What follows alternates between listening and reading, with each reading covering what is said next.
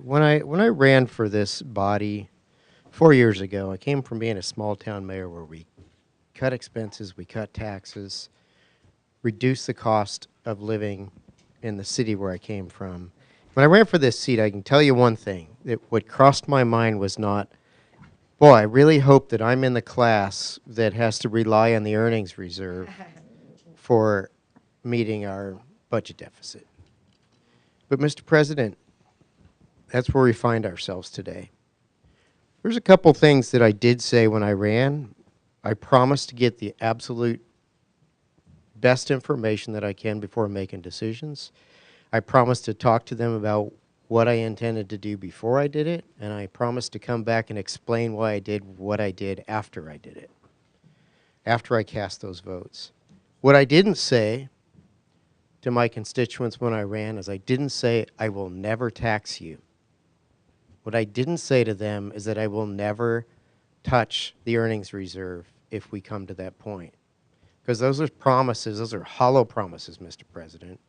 We don't know what kind of financial straits we may find ourselves in. And that's where we are today. And I can talk a lot about numbers, Mr. President. That's one of my favorite things to do. Just a couple of little things.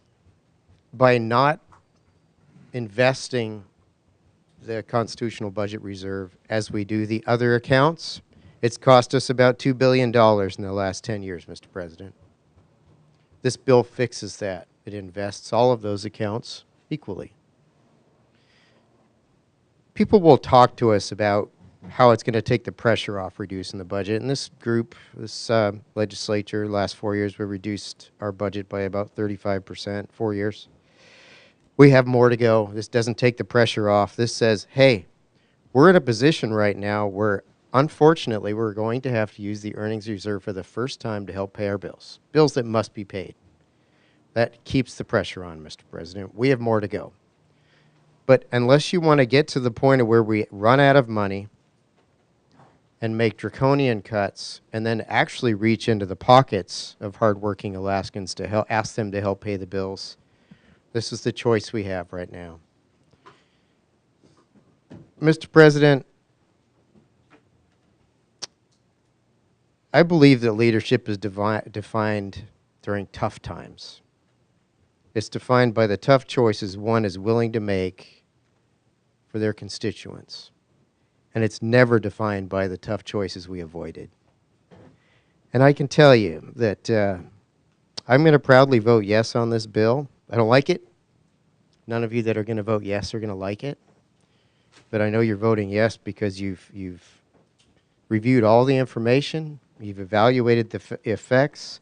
You know that doing nothing results in a PFD that goes away in the next 4 or 5 years.